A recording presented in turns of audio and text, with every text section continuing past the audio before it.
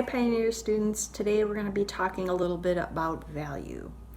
Now I know in math you talk about value like different types of money being a different value, but in art value means the lightness or the darkness of a color. And the way that we can use value in art to make objects look more three-dimensional is by doing some shading. So we're gonna actually do a value chart. And then we're going to actually try to do some shading of three-dimensional objects. Now, three-dimensional objects are spheres, cylinders, cones. And I have a little setup over here that you can see. So I have one cylinder, one cone, and one sphere. Now, the apple isn't a perfect sphere, but it gives you the idea of what a sphere would look like when you're shading it. Now I'm going to show you a little example. So when we just do line art, it kind of looks flat. It doesn't look dimensional. When we add shading and we use different values, then we can make this cup look a little more three-dimensional by adding like a shadow and a cast shadow. So that's what we're going to do today. So the first thing we're going to do is we need a piece of paper. So it could be notebook paper or copy paper. And the only other thing that you need is a pencil. So we're going to be drawing horizontally or landscape. So our paper is going to be this way. And I'm going to put this down so you can kind of see what I'm doing. Okay. So the first thing I'm going to do is I'm going to draw like a tall, skinny rectangle. I should say a long, skinny rectangle. It doesn't have to be perfect. Okay. It's at the top of your paper because at the bottom of the paper is where we're going to do our 3D objects. Then I'm going to take this long, skinny rectangle and I'm going to divide it equally 5 sections. 1, 2, 3, 4. Actually, let's do 6. Okay, so it kind of looks like a ladder. So there's 6 squares. Now we're going to start out with the lightest square. So our lightest value is white. So the first square we're going to leave white. And it's going to go all the way from the lightest square to the darkest. So the darkest is as close to black as you can. So what you're going to do is you're going to just use your pencil and we're going to press really hard. Okay. Now your rectangle doesn't have to be perfect. This is just so that we can start practicing using different values. So I pressed really hard. So here's my lightest value and here's my darkest value. Now next to my white square, I'm going to start very, very lightly as I can, shade in that first one. So I'm making it a slightly darker value. So I'm doing it really, really lightly so that you can barely see a difference in value, but you can see a difference. Okay, so now here's my first value, my lightest value, my next darkest. So then what I'm going to do is on this next one, I'm going to put a little more pressure. So I want the next value to be a little bit darker than the second one. So I'm going to do that. I'm going to shade it in. It's a little bit more pressure.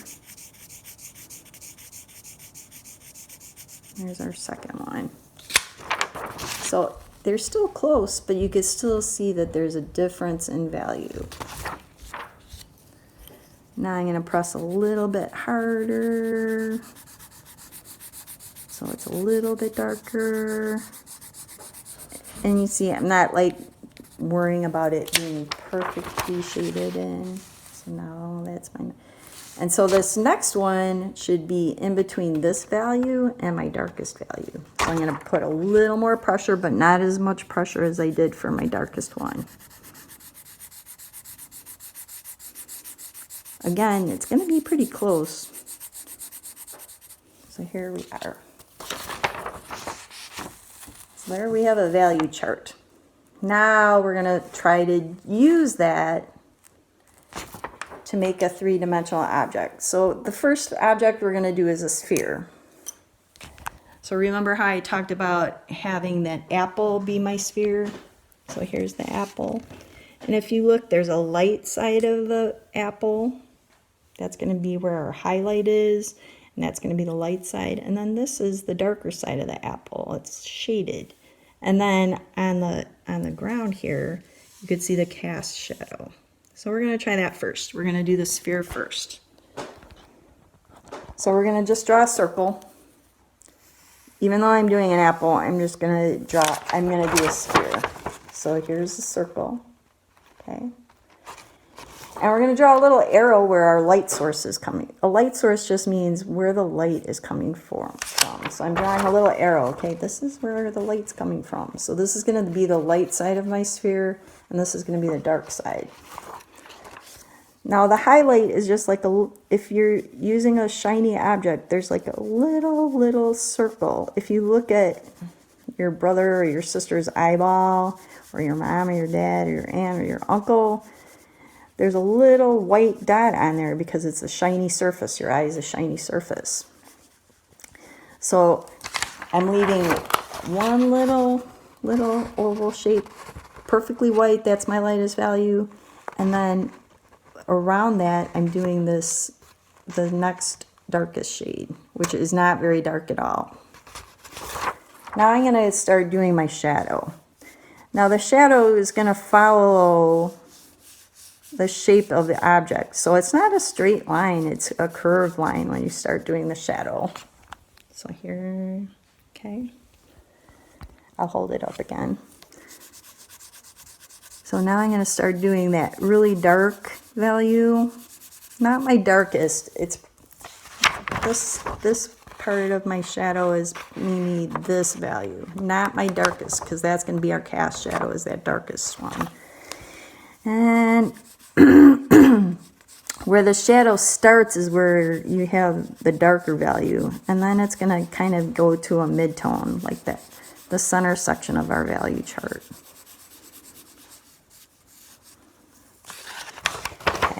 So this is dark, and then it gets a little bit lighter. It's still darker than this area where the sphere is in the light part.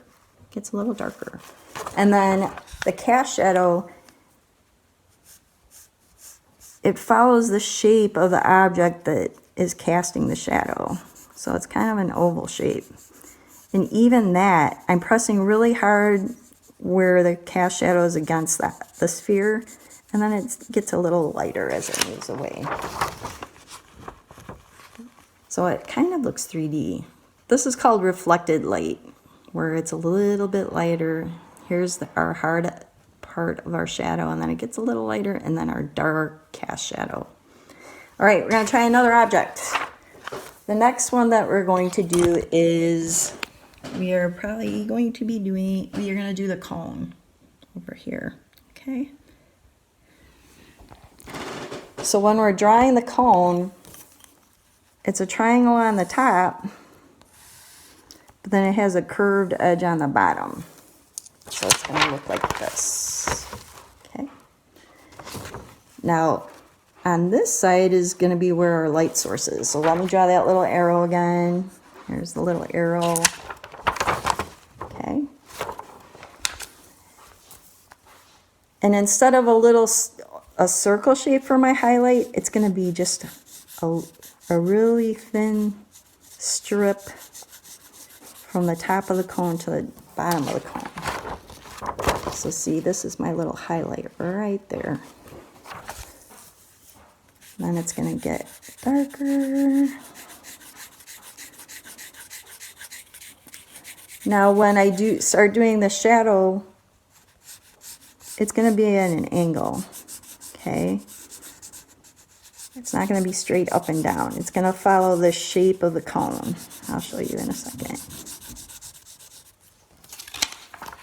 And again, so this is the darkest part, and then it gets a little bit lighter. And actually this cast shadow too is going to be kind of an oval shape. I'll show you. And it's on the the shadow side of the object.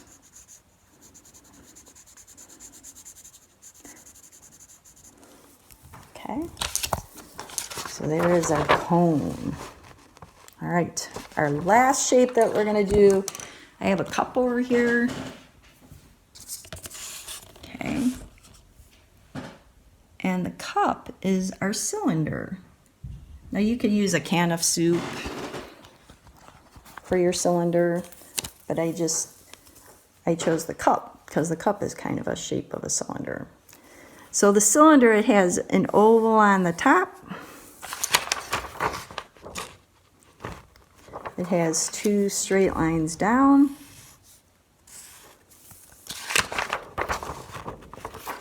And then it has that curved base like the cone does. Okay. So it's also similar to the cone because we're going to leave that highlight as a straight up and down.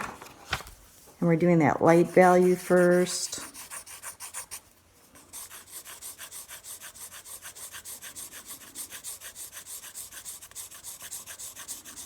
And then the dark value. But it's not my darkest value because then I'm going to do that cast shadow. Oh, I forgot to do the light source arrow. There's my little light source arrow. It goes highlight, light. There's the hardest part of my shadow, and then reflected light.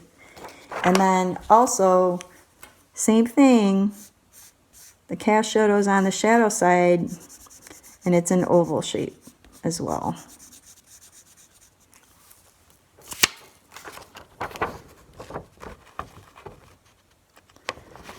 So you're going to keep in mind all these different geometric shapes, the 3D shapes, so that if you're trying to get your drawings to have more of a three-dimensional look to them, you could be adding shadows.